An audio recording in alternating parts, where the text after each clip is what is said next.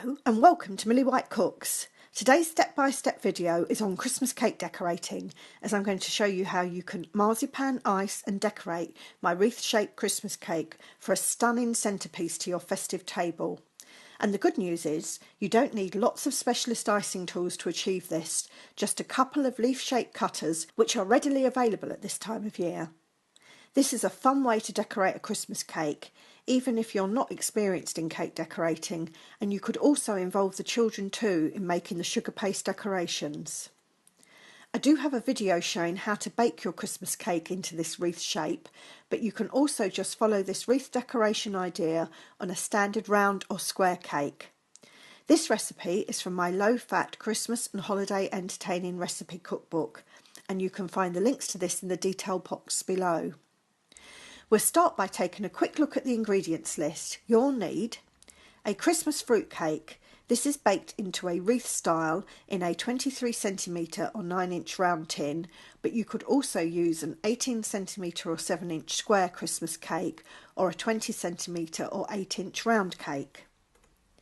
I'm going to cover the top of the cake using 450 grams or 1 pound of my homemade vanilla almond paste, and you can see the delicious little flecks of vanilla seeds in it. The recipe for this is also in my cookbook, but you can use any shop-bought marzipan instead. And to help this adhere to the cake, we're going to brush it with a glaze made from half a tablespoon of amaretto liqueur and 1 tablespoon of seedless jam or preserve. If you don't want to use alcohol, just use water instead. To ice the cake, we'll need 500 grams of royal icing, which you can make up from a store-bought ready mix, but I'm going to show you how to make this using dried egg whites. So for this, we'll need 335 grams of icing sugar or 2 3/4 cups of powdered sugar. I'm using the equivalent in powdered egg white to 2 large egg whites, which is 4 teaspoons of powder, and this eliminates any worries that can occur from using raw egg whites. This is optional. It's 2/3 of a teaspoon of glycerine, also called culinary glycerol, and it helps prevent the royal icing from setting really hard. You can easily find it in the baking section of the grocery store, but you can also leave it out if you prefer. I'm going to flavour my royal icing with fresh lemon juice, but again, this is optional. You could just use plain water. In this video, I'm going to show you how easy it is to make your own sugar paste decorations, and for this we'll need about 50 grams or 2 ounces each of red, green and white sugar paste or fondant icing. And finally, I've got a little icing sugar in a shaker, or you could just use a small sieve. And here I've made a little pouch from a piece of muslin and string, and it's filled with a couple of tablespoons of corn flour or cornstarch, which I'm going to use to lightly dust surfaces when working with the fondant icing. I'm also going to quickly run through the bits and pieces we'll need to decorate this cake, many of which are optional, so don't fret if you don't have them to hand. Now, because I wanted to be fancy for this video, I've covered a square foiled cake board in a thin layer of fondant icing and edged it with festive red satin ribbon, but this is absolutely optional. Your cake will look just as good on a plate or even a lovely slate mat instead. This is the cake tin I used to bake the cake in, but if you've bought your cake, just find a tin or plate that's about the same size. I also have the food tin that I used to make the hole in the centre of the wreath, but you won't need this if you're using a standard round or square cake. I have a smooth rolling pin and a food brush and a small sharp knife. I'm going to wrap a length of decorative ribbon around my cake, but this is absolutely optional. Now don't be put off by this next bit. I have a few specialist tools for cake decorating, but I'm going to explain that almost all of these can be substituted for items that you're very likely to have around the home. That said, you will need at least 1 leaf-shaped cutter, and I'm going to use an outline holly leaf cutter in 2 sizes, along with 2 imprint ivy leaf cutters. You can easily find cutters like this in your local pound or dollar shop. To add a bit of sparkle to my cake, I've got some edible glitter and some little tubs of edible lustre dust, which I'll apply using a small brush. I've got this scribe tool which I'm going to use to mark the veins on the holly leaves, but you could easily use the blunt side of a small knife. Finally, I have a smaller rolling pin and smooth board, which just makes it a little easier to roll out small quantities of icing. But your normal size rolling pin and work surface will work absolutely fine if you don't have these. Don't forget to subscribe to my channel for lots more how-to video recipes. Now let's get decorating. Ideally, you'll want to do this over 2 to 3 days, allowing each stage to dry out fully overnight. But at a push, you can do this in just over a day, which is what I did to get all the filming done. So I'm going to start by covering the top of the cake in almond paste or marzipan. Warm up the almond paste by giving it a quick knead until it's smooth and pliable like this. I'm doing this on my silicone pastry mat, but any clean, smooth work surface is fine. Very lightly dust the work surface with a little icing sugar, then roll out the almond paste into a circle that's an even thickness and check that it's slightly larger than the cake tin you use to bake your cake in.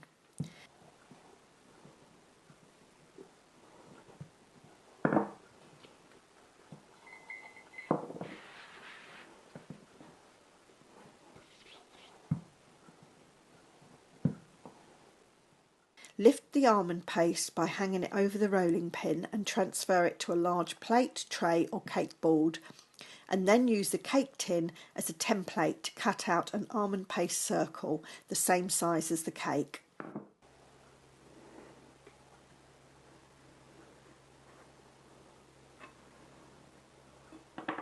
Wrap up the excess paste that you've trimmed away. You can freeze this and use it on another project.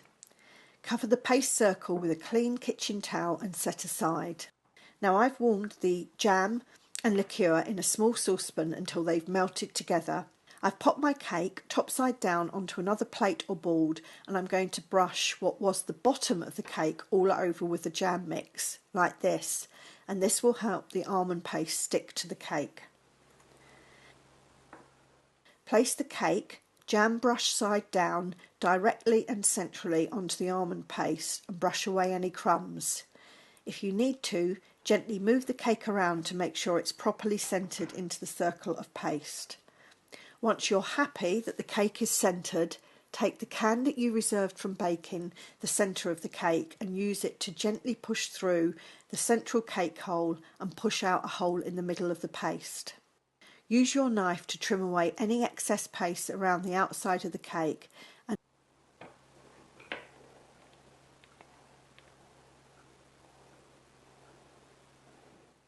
also to carefully ease out the cut-out inner circle.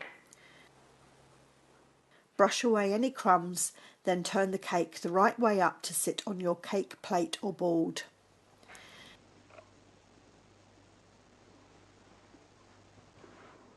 Now you just need to be a bit gentle with this bit, as your almond paste may have stuck slightly to the board. Use a palette or rounded knife to gently and carefully release the board from the top of the almond paste. Just go slowly, as you don't want to lift the almond paste off the cake or dig into the surface, but after you've worked your way around, the board will release completely and you can lift it away. Now all I'm going to do is brush away any crumbs and cover the cake completely with a clean dry towel. If you have any little kinks, like this one here, just use the warmth of your hands to smooth it out and set it aside for the almond paste to dry, preferably overnight, but at least all day. Next, I'm also going to make the cake decorations so that these can dry out too. Knead the green coloured paste until it's pliable and smooth. Very lightly dust your work surface with corn flour. Divide the green paste in half to make it easier to work with. Now can you see that I've lightly dusted a couple of cupcake tins with corn flour, as I'm going to use these to help shape the leaves. Roll out the green paste until it's about 2 to 3 millimetres or 1/8 of an inch thickness. Use your hully cutter to stamp out some leaves. You'll need a total of 12 larger and 24 small leaves, but don't stamp them out all in one go, just a few at a time.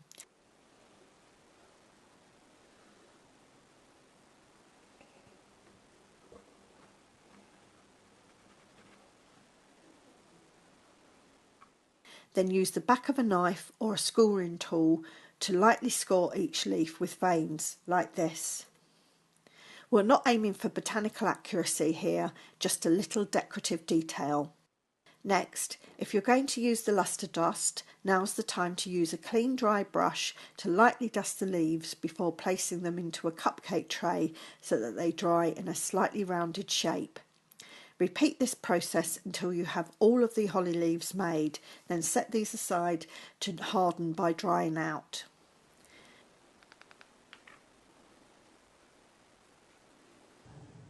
Take what's left of the green fondant and knead it together with the white fondant until it's completely mixed, which will create a lighter green colour like this. Roll this out to the same thickness as before, then use an ivy leaf cutter to cut out some leaves. This is a plunge cutter which also imprints the veins onto the leaves as it cuts them out, which is very handy. As previously, dust each leaf with lustre if you're using it. Also, I'm going to shape these over a rolling pin like this. Stamp out about a dozen larger ivy leaves and 2 dozen smaller ones and set these aside to dry. Finally, take the red fondant and divide it in half. Wrap one half in a sealed food bag to stop it from drying out. Use your hands to roll one half into a long thin sausage.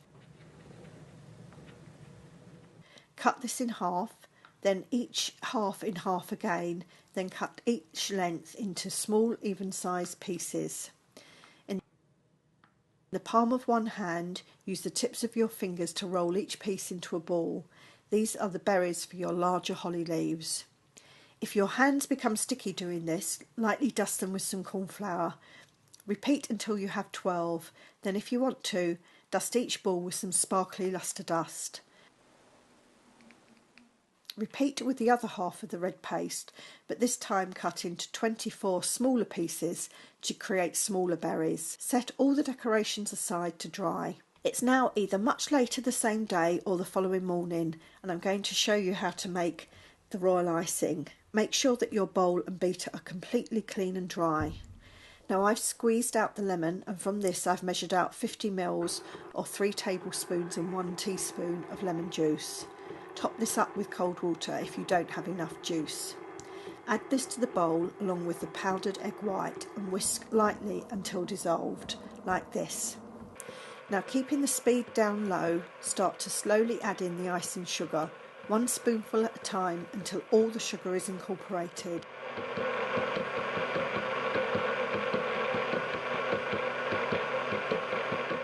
So this is very much like making a meringue, but the big difference is that you do not want to make your icing light and fluffy as you would a meringue. So use a beater instead of a whisk and keep beating on a low speed.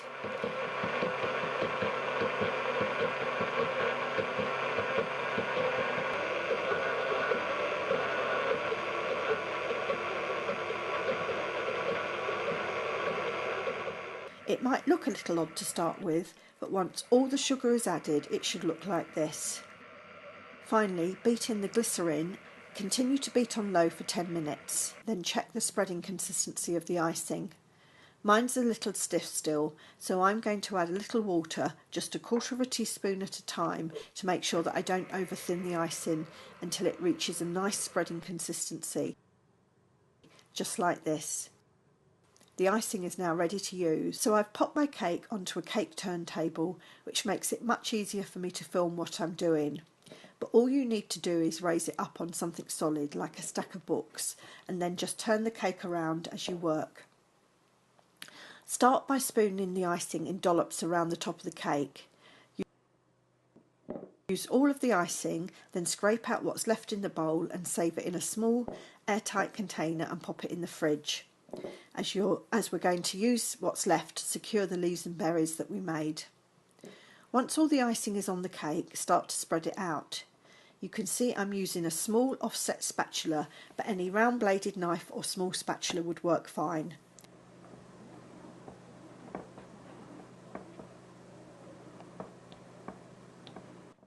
Don't worry about achieving a smooth finish, just make sure that the icing is fairly even and covers all of the almond paste.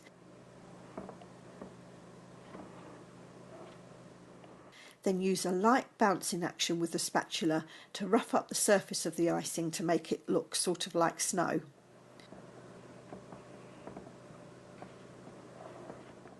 When you've finished, sprinkle over some edible glitter if you're using it, then set the cake aside for a couple of hours for the icing to start to harden. After that, as you can see here, I've wrapped the outside and inner ring with a collar of kitchen foil that came up higher than the iced cake, and then I covered it all with a clean dry kitchen towel and left to set overnight. So the next morning, remove the towel and foil collars and set the cake up on a cake turntable or a sturdy stack of books. Gather together all the decorations that you made, and it may help if you also have a clean pair of tweezers. And here's the saved royal icing, which I've slackened slightly with a few drops of water. Start by just laying on 3 of the larger holly leaves, just to see how they'll sit on the cake. I use the slackened royal icing as a glue to adhere the leaves and berries to the cake.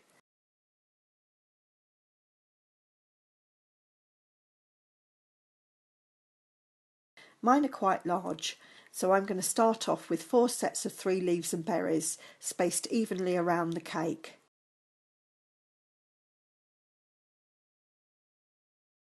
Next, I'm going to use some of my small and large ivy leaves to decorate between each holly trio, and I'm using the curves in the leaves to drape some of them over the outer and inner edges of the wreath.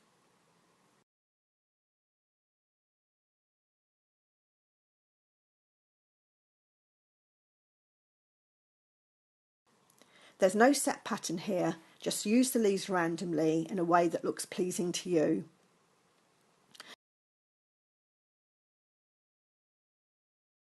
As my main holly leaves are quite large, I'm going to add the smaller ones with their berries to the corners of my cake board like this. Then I'm going to add a few leftover small berries to the top of the cake. Now, it would have been a better idea to have done this next bit before adding the decorations, but I'll admit it, I forgot. Use a small blob of royal icing on the back of the cake, then carefully thread the ribbon around the cake, taking care not to knock any of the decorations.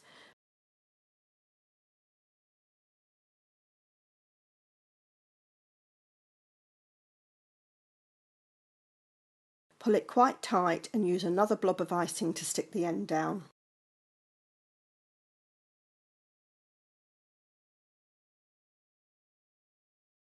And here's the finished cake. Doesn't it look festive? And it tastes absolutely wonderful too.